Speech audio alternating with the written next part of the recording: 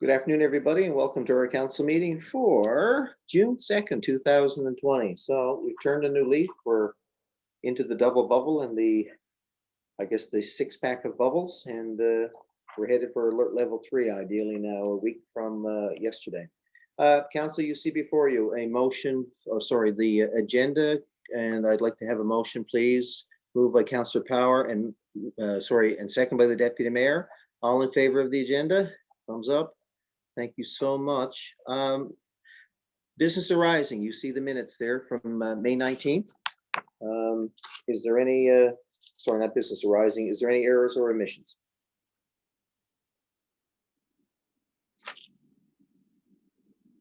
Okay, hearing none, I'll call for a motion to accept the minutes as presented. Moved by Councillor Fry and seconded by Councillor Stoyles.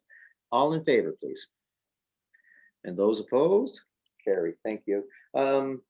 Business arising now, folks. Please quote the item number either in the minutes or in the action report.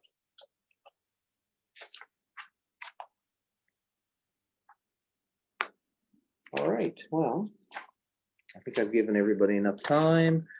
Let's go on to the next item in the is Proclamation for Recreation Month, and I'll read the proclamation. Can everybody hear me? All right, whereas the City of Mount Pearl recognizes that recreation enhances quality of life, active living, and lifelong learning, helps people to live happier and longer, develops creativity, and builds healthy bodies and positive lifestyles.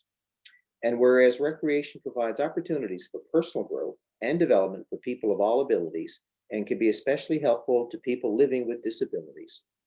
And whereas our parks, open spaces, and trails ensure ecological sustainability, provide space to enjoy nature, help maintain clean air and water, and preserve plant and animal wildlife. And whereas recreation is an important contributor to community economic development, which creates jobs, fosters tourism, and makes communities more attractive places in which to live, learn, work, and play. Therefore, I, the Mayor of Mount Pearl, on behalf of my colleagues, do hereby proclaim the month of June to be Recreation Month in the City of Mount Pearl. I'm going to sign this, folks, on your behalf here today, and would ask anybody there in the meeting, would they like to comment on that proclamation? Director Collins, Recreation Newfoundland and Labrador is playing an instrumental role, I guess, as we navigate back from alert level 5 into alert levels 3 and 2. For recreation, and your staff have been busy keeping our city clean.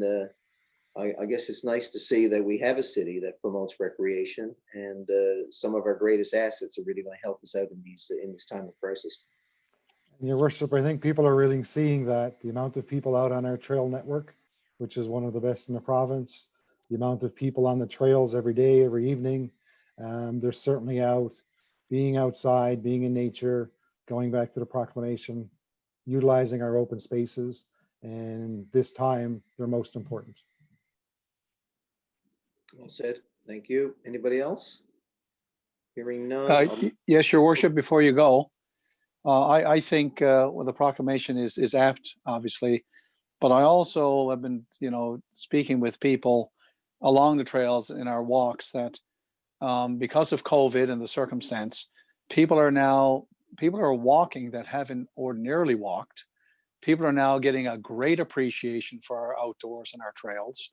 So, if there's a silver lining, people are now committed to being more active and recreating more, which can be a good thing, for mental health and physical health. So I just think it was a great point to make here, and I certainly support our item tonight. Thank you, Your Worship. No, thank you, Deputy Mayor. Okay, the next proclamation is for hidradenitis suppurativa. I'm going to refer to it, folks, as HS from here on in, but it's Awareness Week for June 1st to the 7th of 2020. Whereas HS is a chronic, non-communicable, debilitating inflammatory skin disease characterized by painful skin lesions for which there is no known cure. Whereas as many as 4% of men, women, and children in Newfoundland and Labrador and across Canada are living with HS, but may not have a diagnosis due to lack of both patient and physician awareness. Whereas HS is a painful, disfiguring, and disabling disease that has an adverse impact on the quality of life of those living with the disease. Understanding and compassion for those with HS and timely proper diagnosis is vital. Treating HS is a challenge for both patients and physicians, as no one treatment works for everyone. Some treatments lose effectiveness over time. Many treatments are used in combination with other treatments, and all treatments may cause a unique set of side effects. Whereas the understanding and acceptance of the general public is an important factor in patient treatment and health, and HS Awareness Week provides an opportunity to increase awareness, correct misconceptions, promote education and support, recognize the struggles of those affected, and shorten the delay in diagnosis. Whereas in-person awareness activities are not possible this year, however, support for patient continues during social distancing with support via phone and online, and the medical treatment and care for patients continues both virtually and in person when necessary. Be it resolved that I, the Mayor of Mount Pearl, on behalf of my colleagues, do hereby proclaim June 1st to the 7th as Hidradenitis Suppurativa Awareness Week, and encourage all citizens to become involved in activities organized throughout this week. And I've already signed that proclamation on your behalf. Council, is there any questions or comments? All right, let's move on to proclamation number 3. June is Pride Month. Whereas June is Pride Month, to recognize and commemorate the Stonewall Uprising in June 1969 in New York City, which sparked the social movement for human rights of lesbian and gay people. Whereas during Pride Month, the world's LGBTQ2S+ communities come together to celebrate sexual diversity and the freedom to be themselves, to overcome prejudice and be accepted for who they are. And whereas Pride Month is a movement to protest discrimination and violence, to promote dignity, equal rights, self-affirmation, and a way of increasing awareness of the issues the LGBTQ2S+ people face. And whereas Pride Month raises awareness and understanding of the LGBTQS2S+ community while promoting equity, inclusivity, and a greater acceptance of diversity. Whereas the City of Mount Pearl is honoring Pride Month as June 2020 to support, recognize, and celebrate contributions and diversity of the LGBTQ2S+ people in our communities. Therefore be it resolved that I, the Mayor of Mount Pearl, do hereby proclaim, on behalf of Council, do hereby proclaim June to be Pride Month in the City of Mount Pearl. We all encourage our residents to commit to continuing awareness, inclusion, and acceptance for all members of our community, regardless of gender identity, race, age, and beliefs. Anybody who would like to speak to that?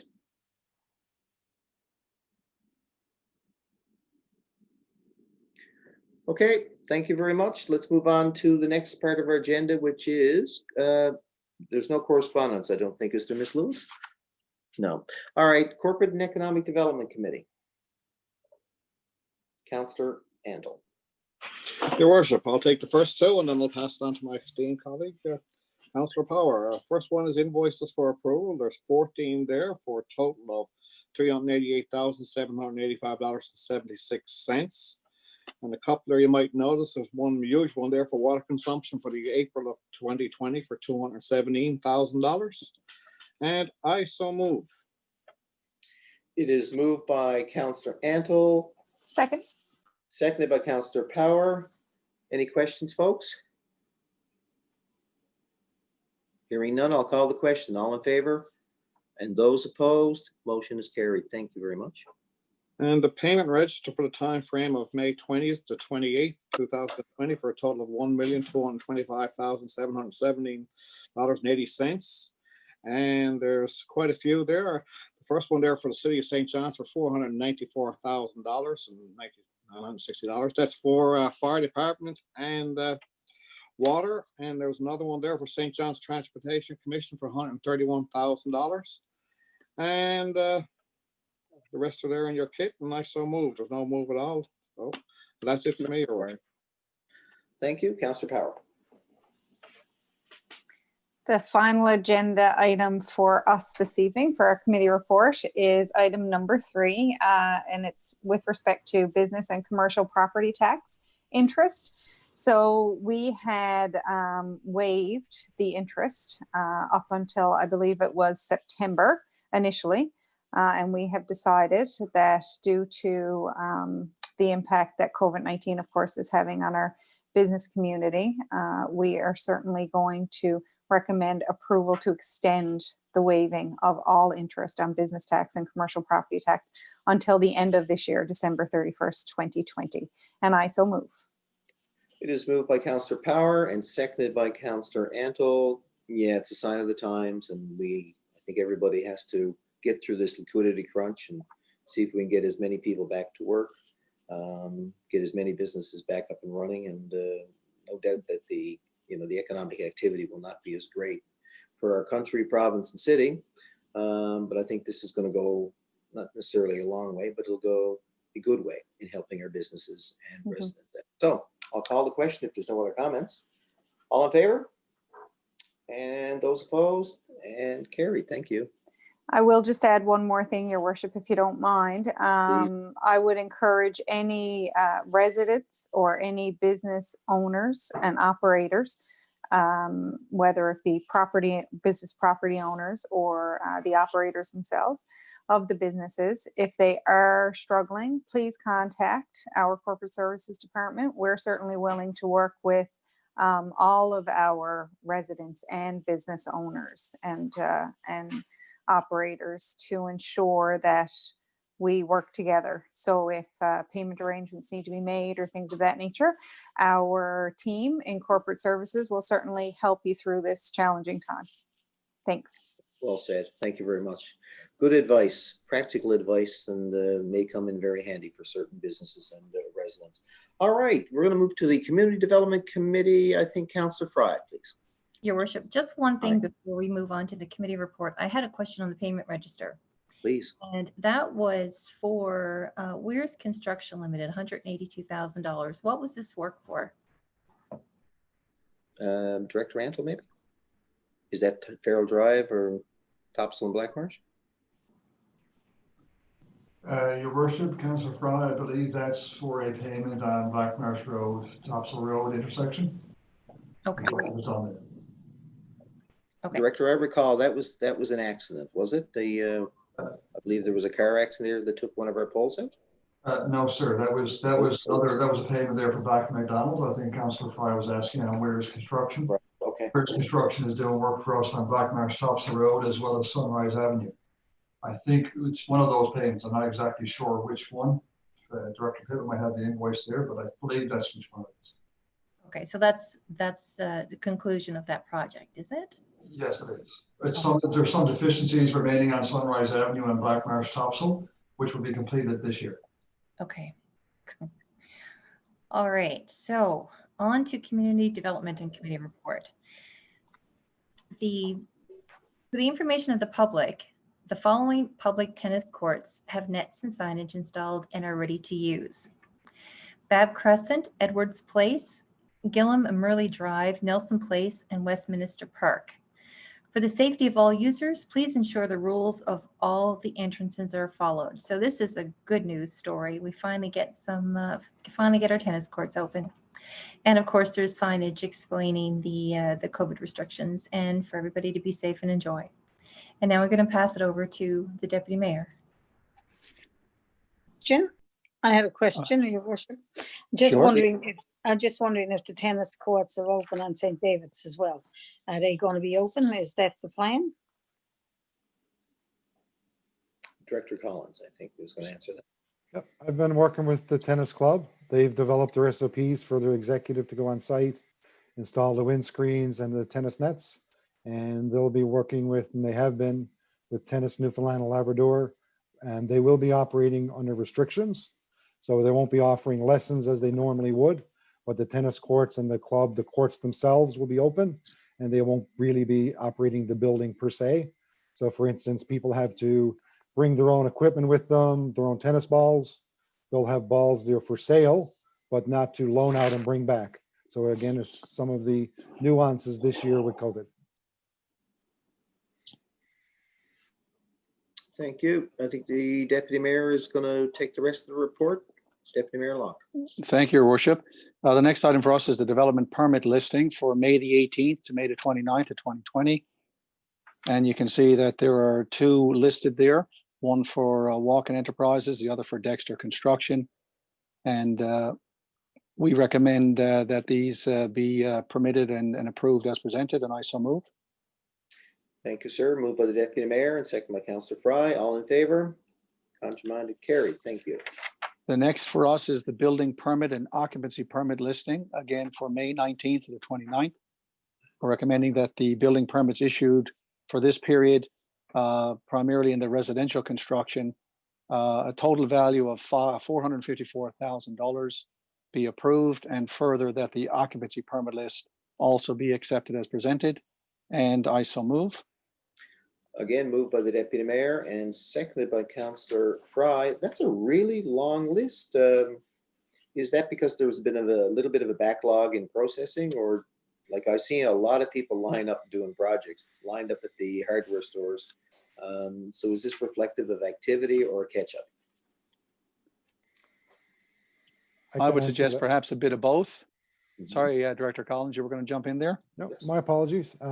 It's actually, I think it's just, there's a lot of people home now doing home renos, decks, fences, things like that, have foregone vacations due to the situation and are investing in their properties. Staff have been very busy. There was probably 2 weeks when this first hit that it was pretty slow. Since then, it's been steadily building. Thank you, sir. So the deputy mayor and Councillor Fry have moved the residential. Deputy mayor, you only moved the residential, is that correct? Yes, I didn't see anything else under the other two, Your Worship. Yeah, okay, I'll call the question. All in favor? And contrary-minded, carried. Infrastructure and Public Works is next. Your Worship, before you go Oh, on, Your Worship, Sorry, there was a Deputy Mayor, go couple ahead. of there was a couple of orders for ratification. Oh, So really? I'm just calling those up here now. On my phone, with your That was leave from an here. email, wasn't it? Yes, Yeah, Yep. okay. it was I'm with from an you. email Thank you. earlier, so I'm just calling it up here. Okay. The first is an order with respect to Browning Holdings, and that's at 7 Park Avenue. And this involves the Hotel Mount Pearl. An order was issued on May 21st for the demolition of the structure. We know that there was a fire down there, an unfortunate fire that destroyed the place. The city was advised by the property owner's legal counsel that they had anticipated having a cleanup plan in place by June 1st, 2020. As of today's date, the city has been advised documentation has been filed with the Eastern Regional Appeals Board on behalf of Brownings Holdings Limited. So we're recommending that the order be issued as outlined above and be ratified in today's meeting, and I so move. It is moved by the deputy mayor and seconded by Councillor Fry. I guess this is a bit long overdue. That fire happened over Christmas, like you said. Any questions? Well, Your Worship, we have been working with the company here, being fully cognizant of the fact that this happened, like you said, during the winter time, and we went through the harsh winter, and then COVID came on stream. So we've been working with the company here to try to get this rectified. The concern is that there may be some environmental or safety hazards down in the area. So this needs to be cleaned up. So that's why we brought this forward today for ratification, Your Worship. Thank you very much. Further comments? Okay, I'll call the question. All in favor? Aye. And those opposed? Carried, thank you. The next item for us, Your Worship, is another issuing of an order for ratification. And this has to do with Fast and Furious 815 Topsail Road. The city inspection services received information advising that animal grooming businesses were operating at the above address or the mentioned address. The city inspector visited the residence on Tuesday and confirmed that they were operating a business at this particular location. As per the city's development regulations of 2011, this subject property is located within the commercial mixed use zone. However, the dwelling is currently occupied as a residential use. So within the commercial mixed use zone, animal grooming would not be permitted when associated with a residential use. An order was issued on May the 28th, 2020, and we are recommending that this order be ratified by council today pursuant to section 109 of the Urban and Rural Planning Act 2000, and I so move. Thank you. Moved by the Deputy Mayor and again seconded by Councillor Fry. Any questions? I'll call the question. All in favor? And contrary-minded and carried. Thank you, sir. And that's it for us, Your Worship. Thank you. Thank you. Next report is Infrastructure and Public Works. Is it you, Councillor Stoyles, or Councillor Ledwell? Well, I'm going to speak to the first couple, Your Worship. Thank you. The first item for us is a contract recommendation. It's related to the city's asphalt and concrete services program for the year of 2020.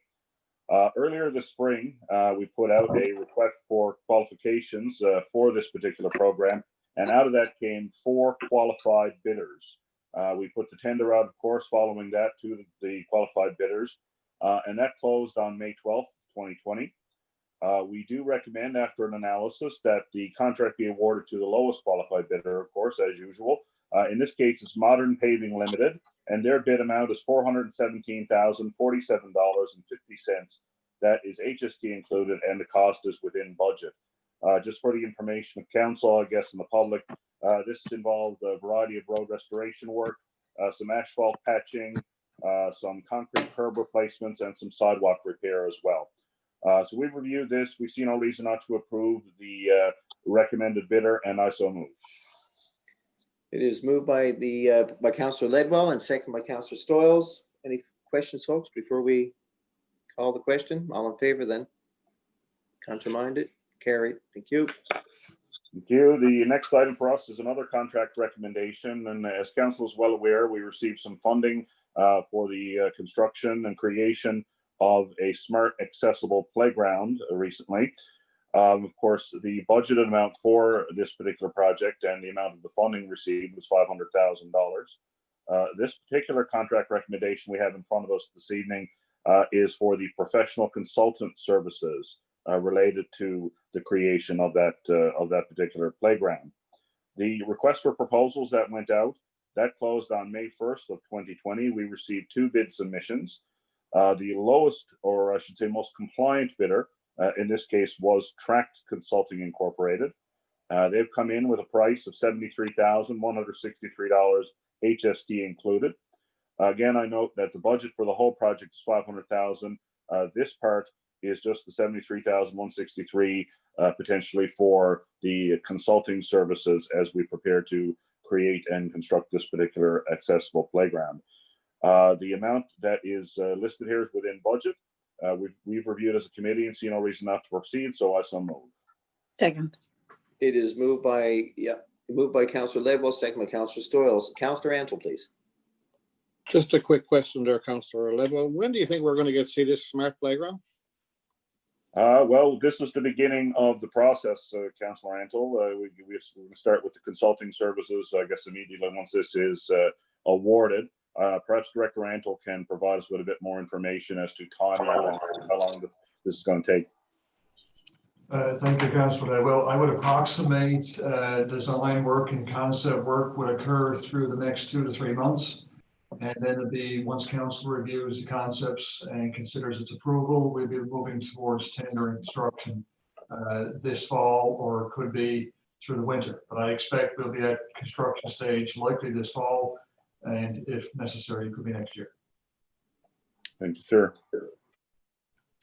Further thoughts, anybody? Okay, I'll call the question. All in favor?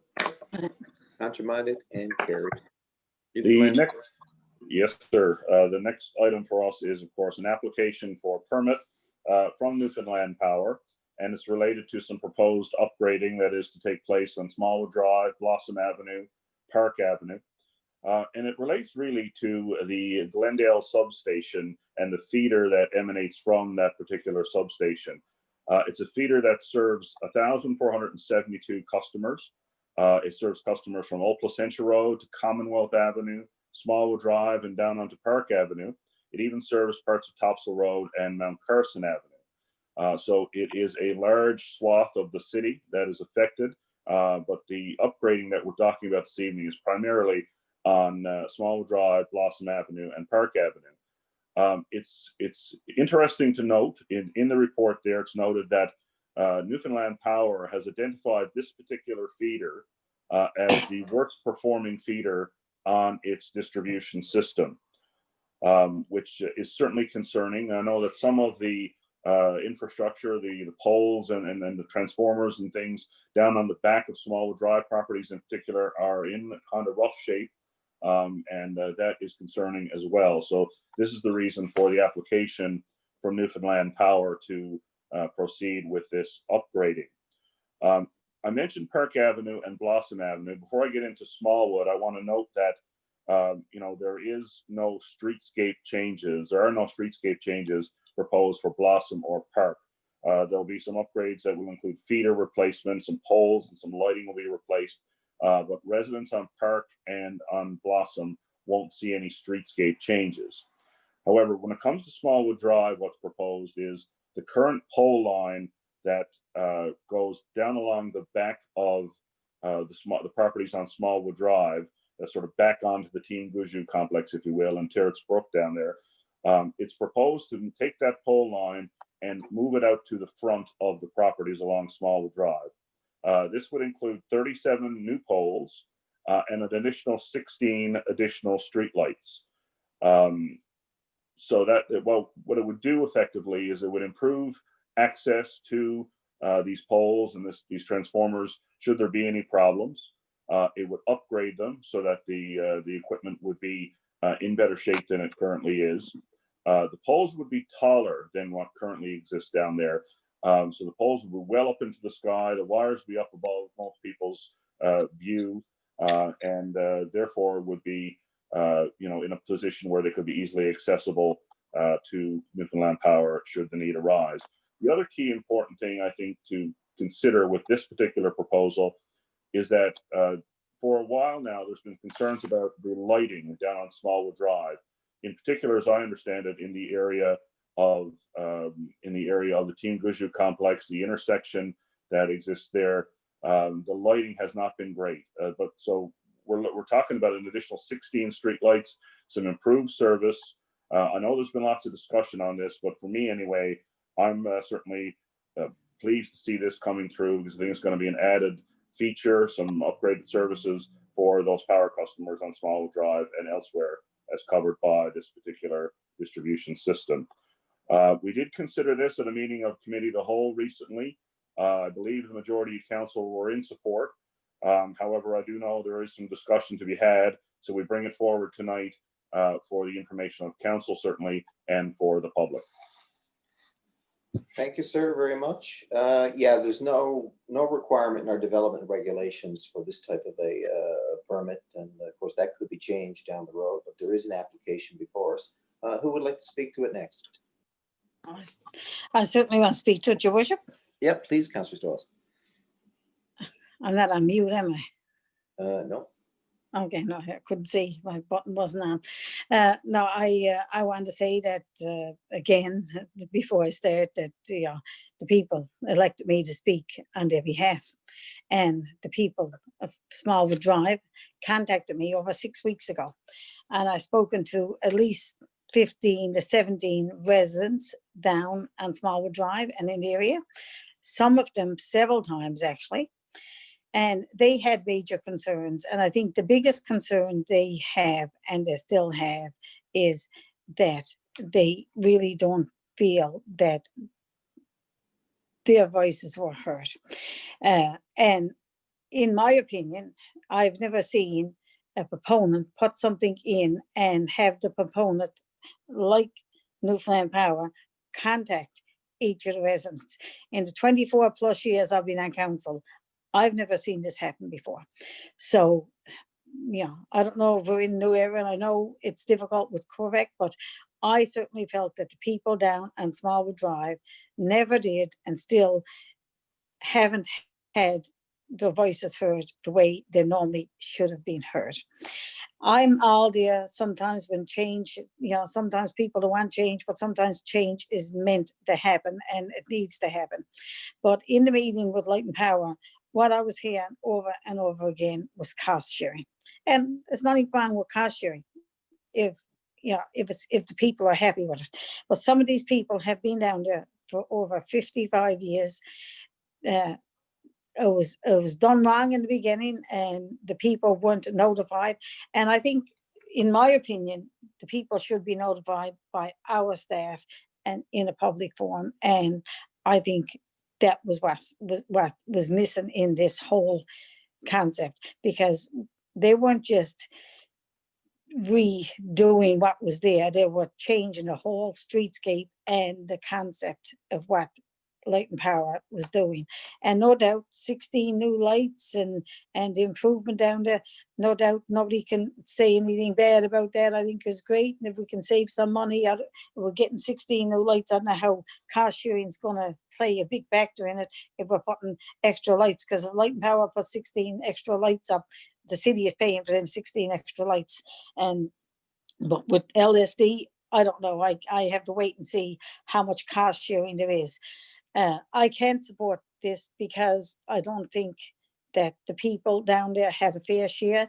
And the other thing I'm a little bit disappointed about, on Sunday night, I got 2 calls on Sunday night. And one of the gentlemen said to me, well, there's already done, there's already gone through, was, we've been told is a done deal. And I said, well, sure, we haven't got council until Tuesday night, and there's going to be, I assume there's going to be voted on. He said, no, but I was told on Friday that is all done. And I know last Tuesday there was a meeting and I wasn't at the meeting, I was out of town, but I certainly would have, if it was decided, and apparently was decided, that they were going to give him the okay to go ahead with the majority of council agreeing with it.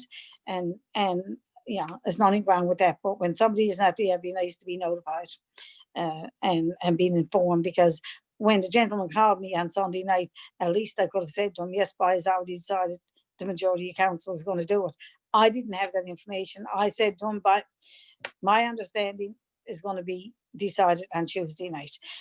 Anyway, the reasons I said is why I can't support this. I still think the residents didn't, and some of them still don't want it, and I'm going to have to go with the residents. That's it for me. Well said. Thank you, Councillor. Anybody else like to speak? Councillor Power? Thank you, Your Worship. I too had some reservations, and I know when we had a lengthy meeting about this a week ago, we went through the report that Newfoundland Power had provided to us, reaching out to the residents. And I will give kudos to Newfoundland Power for following through and reaching out to as many residents as possible on Smallwood Drive. I know it's a big change for the residents down in that area. And as Councillor Stoyles had referenced, many of these residents have been there for decades.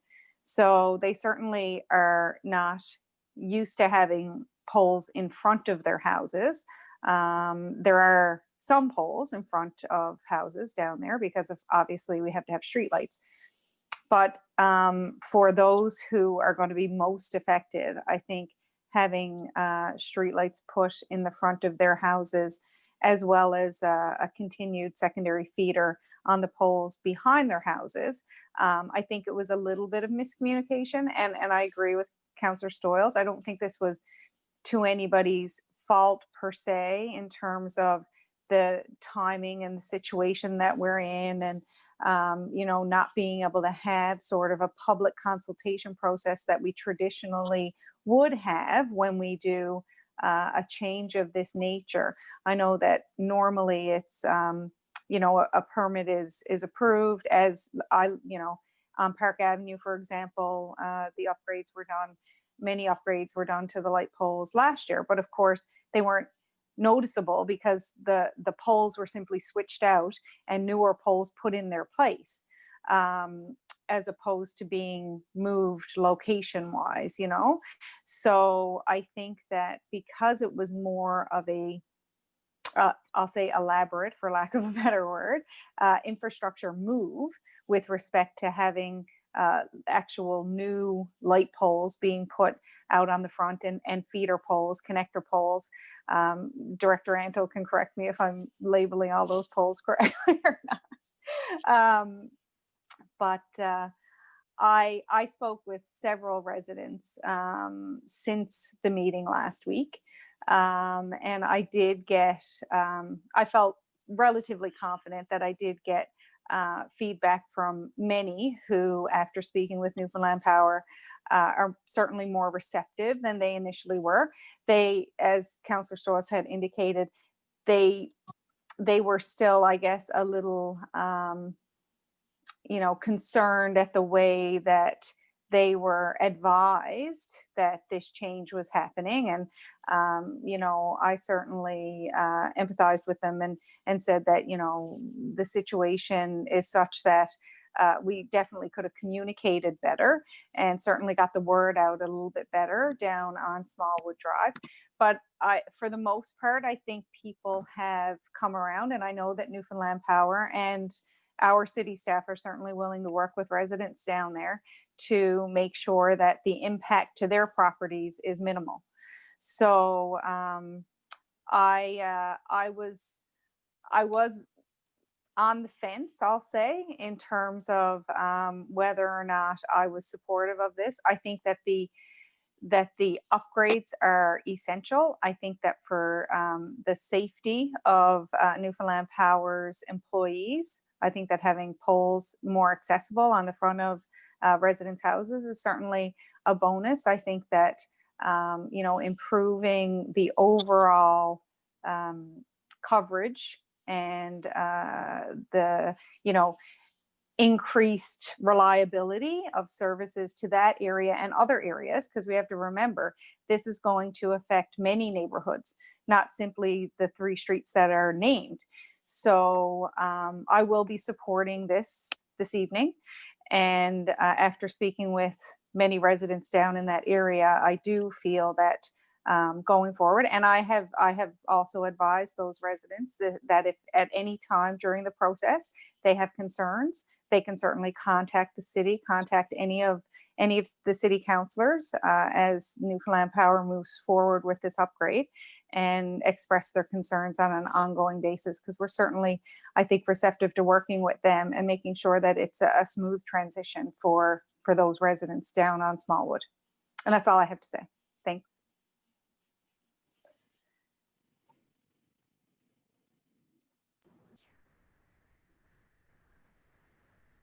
Sorry, I was muted. Councillor Antle.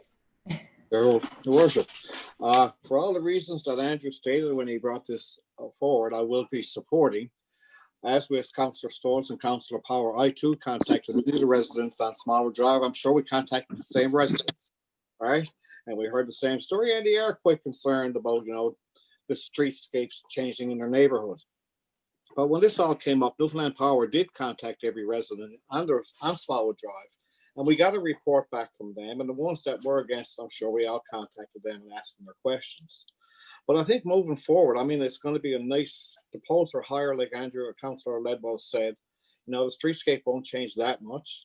Most of the residents, the lighting is going to be better within the area of Smallwood Drive. One of the things I did talk about a little while ago was that if they decided to fix the poles at the rear of the properties, it would have been a major tear up in everybody's property in the backyards. You would have tore down some mature trees, and those trees just wouldn't have been replaced. You would have been replaced with other trees. So I think the best scenario was, put the poles in the front of the street, and it'll look that much better. I'm sure that the process, some of the residents did tell me that the process didn't seem to be followed correctly. And I think we can learn from that, because I'm sure some of us didn't know what was happening either. We walked down Smallwood Drive and saw these poles these red markers on the strip on lawns. We were asking what it was. So I think moving forward, we can fix the process. But I would certainly be supporting this initiative, and that's everything from me, Your Worship. Thank you very much. Councillor Fry or the deputy? Councillor Fry, please. I really feel for the residents on Smallwood Drive, because this is a big change for them. Like Councillor Stoyle said, they've been there for many decades, and now all of a sudden to change the streetscape and have poles there, it's a big change.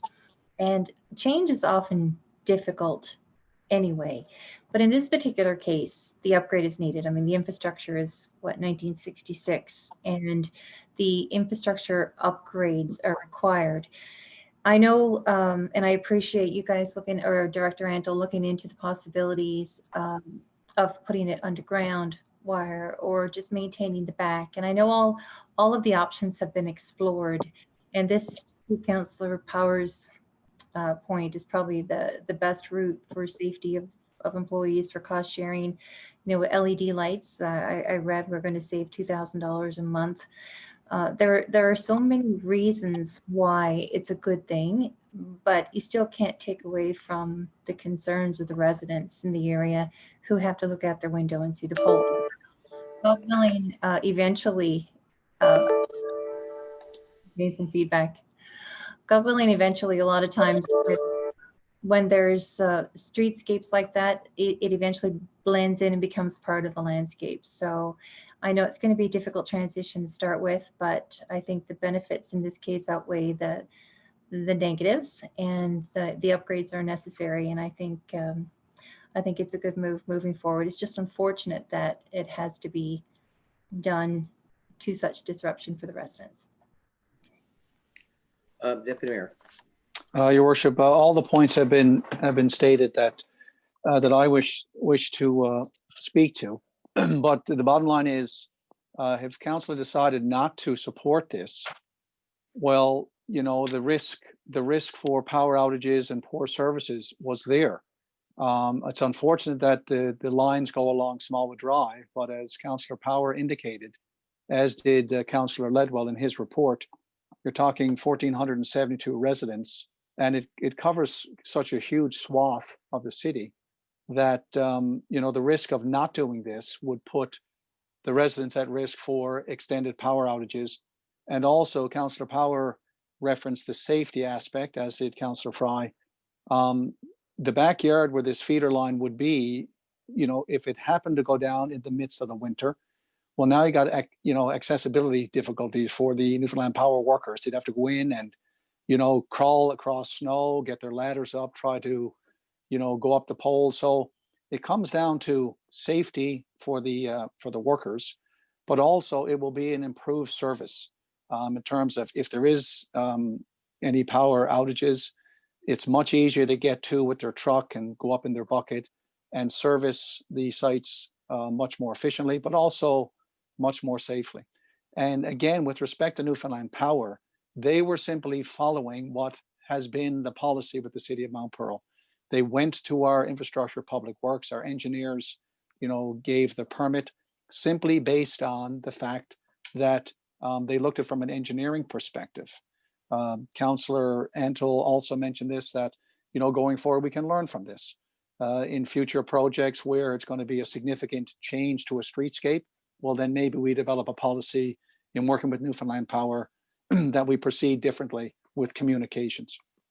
In fairness to Newfoundland Power, they were receptive to the questions from the city. They met with us independently. They looked at the cost of doing, they explained the cost of doing underground. It would require significant dig up the full length of Smallwood Drive, of people's driveways and people's front lawns.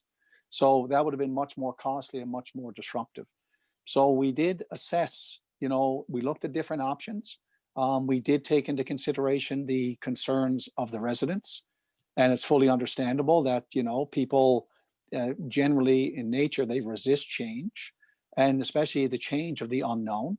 But Councillor Ledwell indicated that the poles they're using have been used in other parts, like in St. John's, where they're higher. So, you know, you're not going to totally avoid the visibility, but by putting them higher, at least you're going to bring it out of the, you know, the sight lines of the residents in the properties there. I think with the enhanced lighting, the enhanced service, and not just the enhanced service to the people along Smallwood, but to all the places that Councillor Ledwell indicated, I think that choosing not to go down this would have delayed this project and put our residents at risk for power outages and reduced service. So on all those points and the others that were presented by my colleagues here, I'm in support of this project as well. Thank you, Your Worship.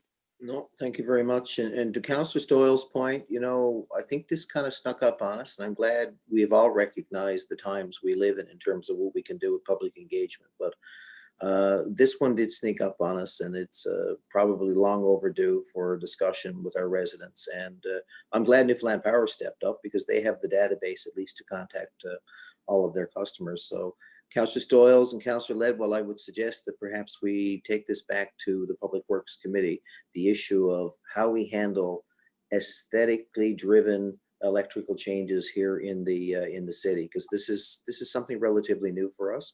And I would task the committee to come up with a process, whether it's a policy or a regulation, that does, to your point, Councillor Stoyles, does provide for some public engagement, similar to what we would do in the community development department if we were processing a building or a development permit.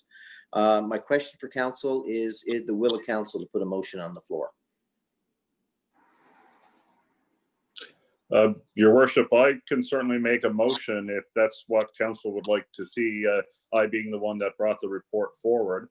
Just to your point a minute ago, first of all, I'll say that we've already had some discussions at a committee level of staff bringing forward a semi-regular report that will sort of keep council a little bit more in the know of what Newfoundland Power and other utilities are doing in our city in terms of work, in terms of upgrading.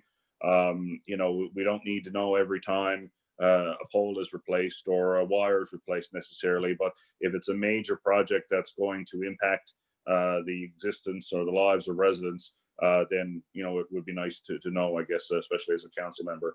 So we've already had those discussions, and we'll certainly take your request back to the committee for further discussion. But I'm happy to make the motion if that's what's required or what is willed by council. So I move that we do, in fact, approve this request from Newfoundland Power for their proposed upgrading for 2020 on Smallwood Drive, Blossom Avenue, and Park Avenue. And I so move.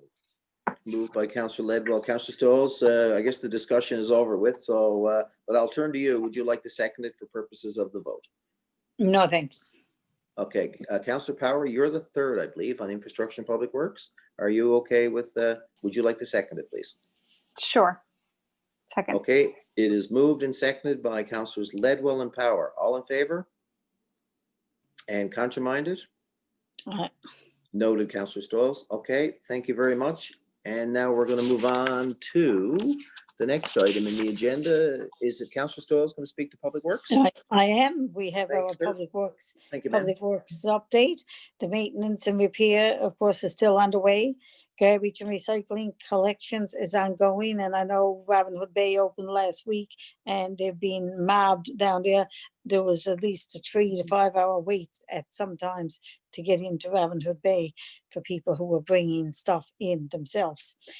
Our sidewalks and street trails sweeper is ongoing, and we will have additional services be provided with the new Corvette alerts that's coming. And also our capital works upgrade, St. David's upgrade, the contract tender closed on the 29th, which was just last week, and that is under review. The 2020 traffic signal is underway on Dunn's Lane, and that closed on the 26th of May, and that's under review. We should have that for the next public meeting. And Topsail Road asphalt is just being evaluated. It's already closed and is being evaluated.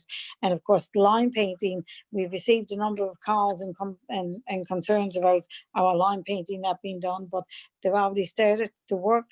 They have a crew that is here in the province that's doing some of the work, and they will continue. It's probably going to be a slow process for the first couple of weeks, but hopefully by the end of June, we will see the majority of our major streets done. And that's it for me. Thank you very much. So that's the Public Works updates and the capital projects updates, and that's the end of our agenda, folks. Let's do a round table, and we'll start with Councillor Power tonight.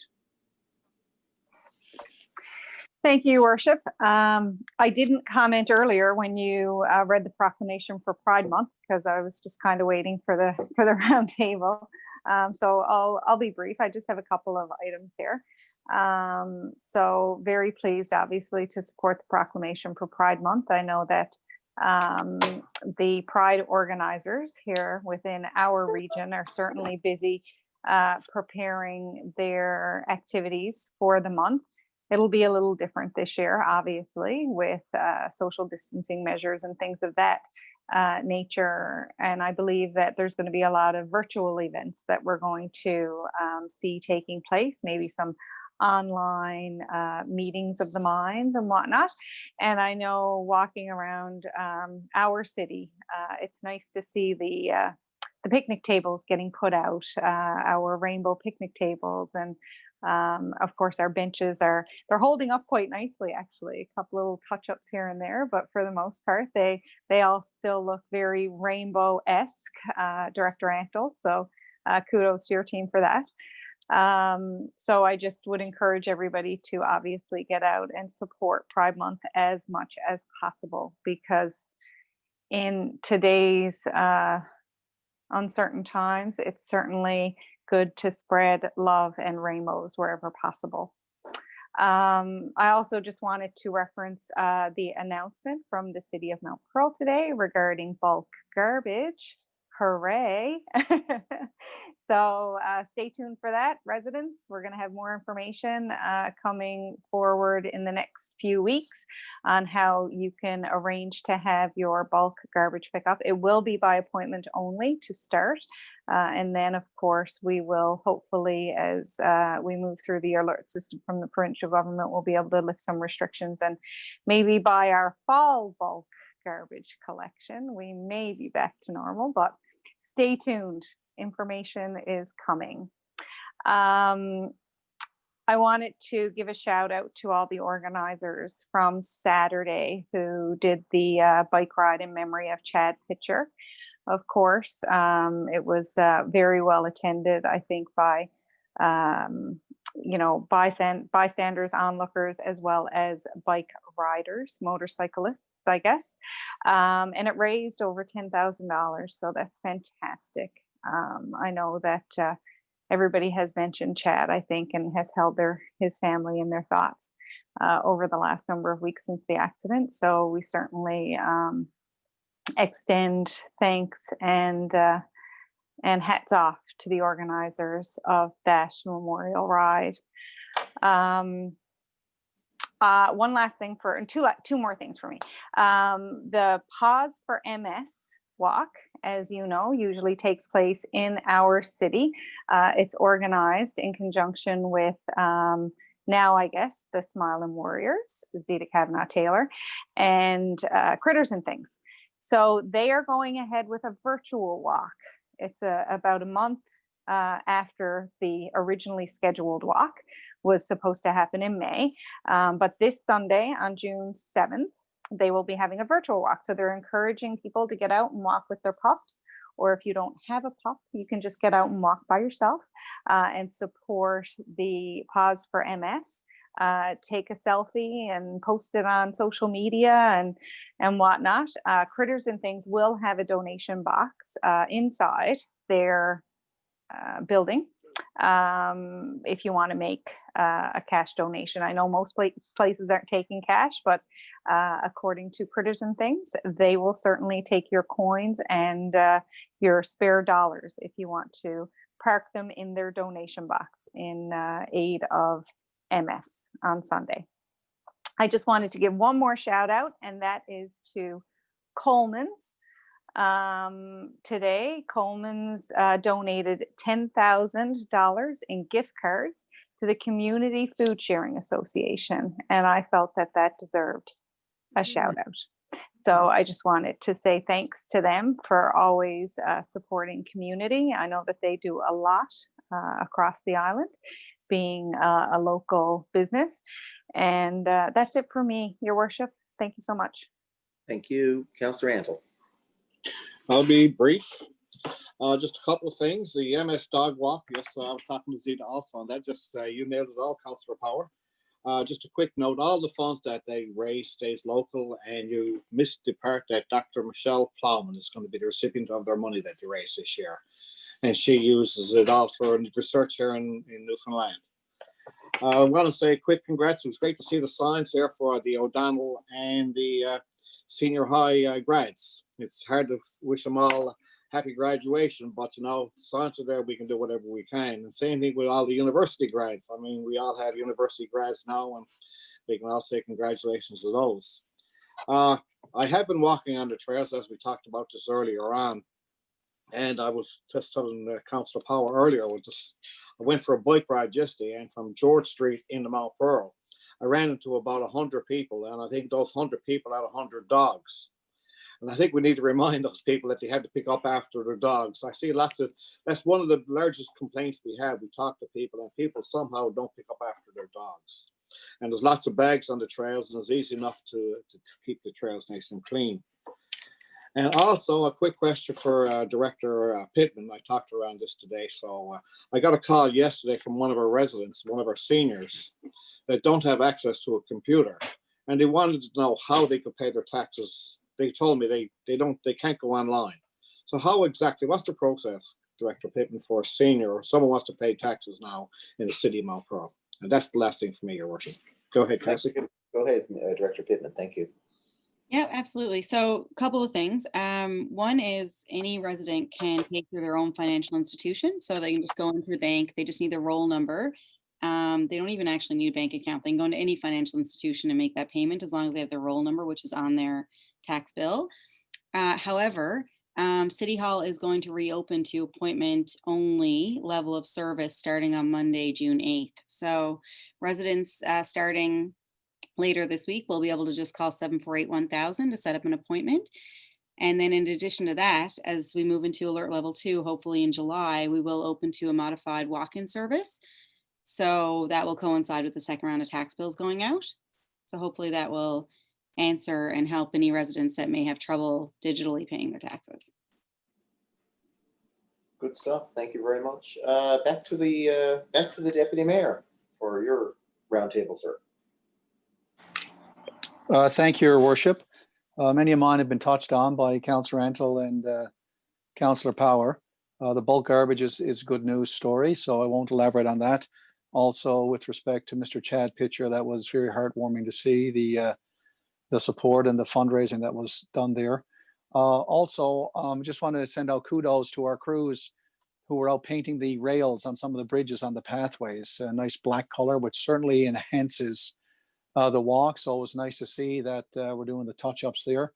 With respect to what Councillor Angel said about pet owners picking up after their dogs, in particular along the trailways, well, I just want to send out thanks to some of the pet owners that I actually witnessed doing their duty and cleaning up after their pet. And I actually spoke to the pet owners and I thanked them for taking the time and doing this. And they sort of looked at me surprisedly as if to say, well, isn't that what everybody does, you know? But so I just reaffirmed the fact that it was responsible behavior on the pet owners, and maybe we can talk at committee level for maybe we need more signage, gentle reminders about the expectations of our pet owners, and that the paths are beautiful, so let's keep them beautiful.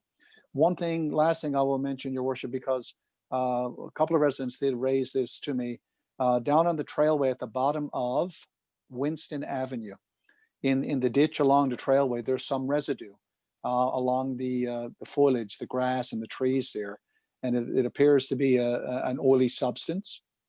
So of course I reached out to Directors Antle and Collins, and as per usual, the response was immediate. We had staff going down there.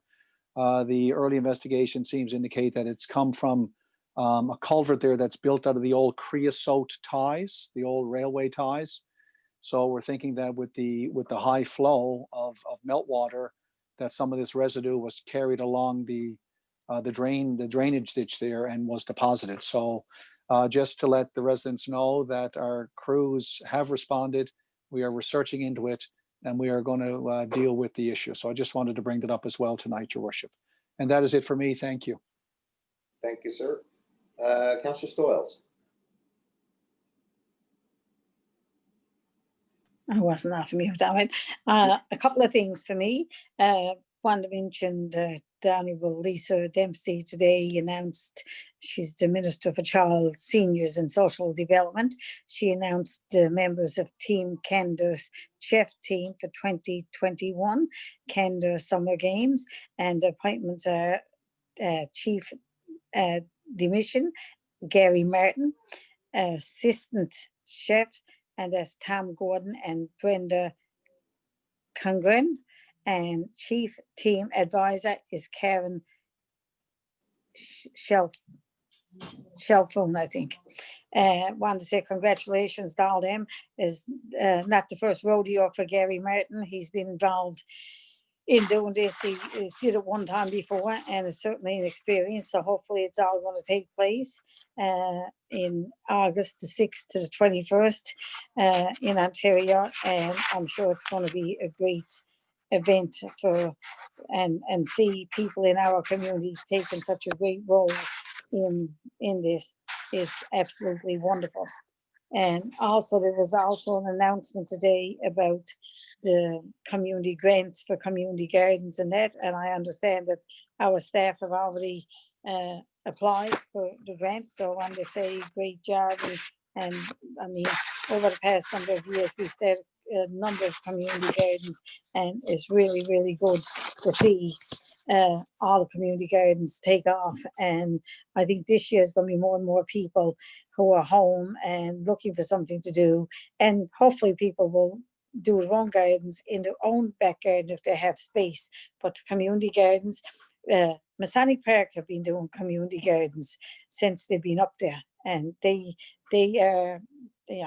got pumpkins up there, they got everything up there. Anybody who haven't not seen it, it'll be worth your while to go up and see all the stuff that the seniors have put in to the Masonic Park Community Garden. Also, I want to give a shout out to Millennium Express, who's a business in Donovan's. And back when the COVID started, they contacted us and wanted to do something for the seniors in the community, and not only seniors, so anybody who's on dialysis or sick or has a low immune system. So they started offering to pick up groceries. Coleman's delivers their own, but Dominion and Sobeys, you got to call in, and you can call in or you can order online, and somebody got to pick it up for you. A lot of these seniors don't have a car and they just had no way of getting it. So Millennium Express came on big time and have picked up groceries every week for people in the whole of Mount Pearl area. So I want to say hats off for them and thank them for jumping on board with such a great idea. And actually I was involved in organizing it through Dominion and Sobeys, and like Sobeys, Dominion didn't have a phone in, or Sobeys didn't have phone in. You could have to get online to it, but it was some seniors that didn't have computers. So they put a staff in place so that seniors could call in and put the order in, and yeah, or they could give it to me and I could text it to them, and then they could arrange payment separate. So they all stepped up, and I gotta say it was really good to see a business like that when they had free time to take on such a great project. And that's it for me.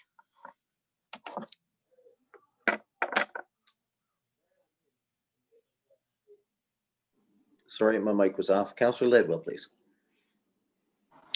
Thank you, Your Worship. I'll be brief. Just wanted to say a word of thanks and congratulations to our staff, and in particular the infrastructure public works staff, as well as those community services staff who are engaged in the cleanup of our city this spring. I know I talk about this a lot, but I do feel like we're really getting ahead of the game as a city in terms of cleaning up from what was left over after the winter and getting into the late spring and summer seasons. Year after year, of course, our infrastructure public works department under the leadership of Director Antle do everything that they can, and they do it so well to get the city ready for spring, whether it be litter pickup, whether it be street sweeping, The list goes on. So kudos to them as they do the great job that they do every year. But in particular, I wanted to highlight the staff from community services who have come over and have helped us out on the litter pickup. And now in regards to the rail painting that the deputy mayor mentioned earlier, they're doing such a good job of helping us get ahead of litter pickup that now we've almost got that under control to at least to a point. So now there's a push on to find some other jobs that our staff from community services can help us with. The rail painting is actually one of them. And I'm sure there'll be other great work that they'll do as long as the COVID-19 regulations and restrictions are in place. So I just wanted to say a word of thanks because in particular, the community services staff, the 16 or so that are over helping us out, are doing a job that's not really what they normally do. They're perhaps a little bit out of their comfort zone, but we're finding out that they're good at an awful lot of things. So kudos to them. Thanks to all of IPW. Great job by our staff in getting our city ready for summer. Thank you very much, sir. Councillor Fry. Well, first of all, I too would like to say how happy I am to see bulk garbage resuming. I know that's been top of mind for a lot of residents, so it's really good to see. Something else I wanted to ask about, and I'm not really sure if there's anything that we can do about it, but I've had 2 residents now approach me about an odor from nearby farmlands of manure smell. The point is now that we have COVID and people are staying close to home, they go out in their backyard and they're overwhelmed by the smell. Just wondering if there's anything that can be done about that. I'm going to turn to our directors, but I don't know which one. I know in the past, though, we have reached out to the farm if they could give some advance notice and say when, and do it at a more appropriate time. And for example, if the wind is blowing from the farms towards Mount Burrell, perhaps they could take that day off.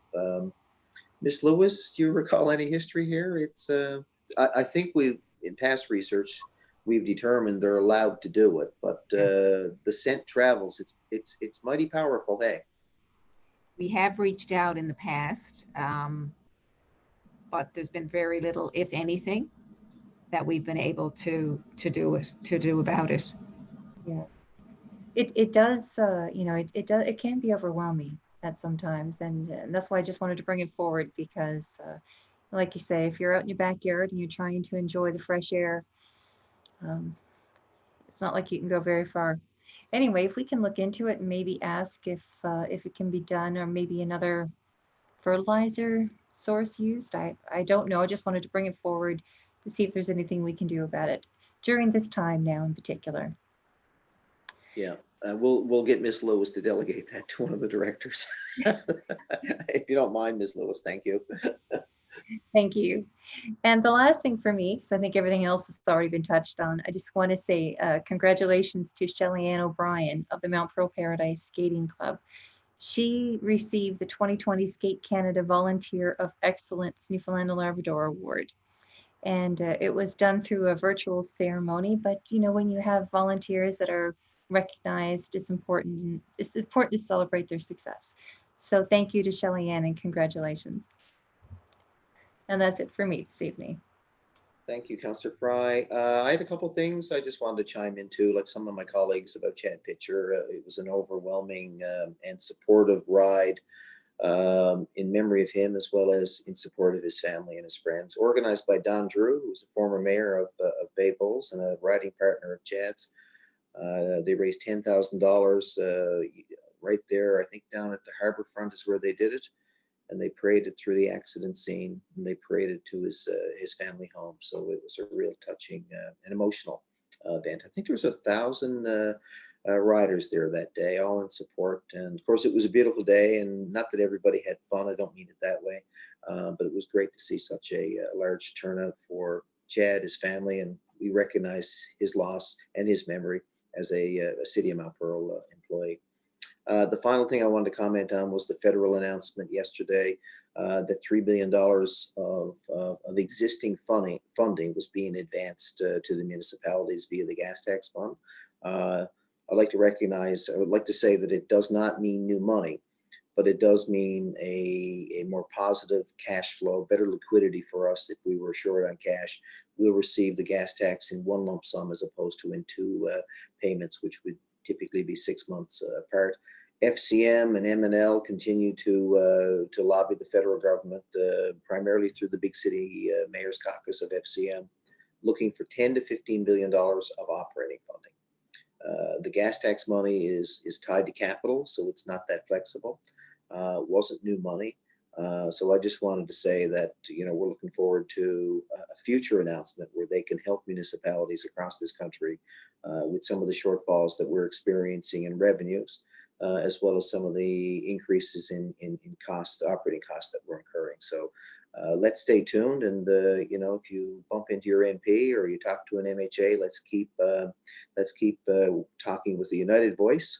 And it's nice to see what's been done so far. We have to be surely grateful that they're advancing the money, but we also want to keep in our sights the bigger picture, which is our operating funding for 2020 and 2021.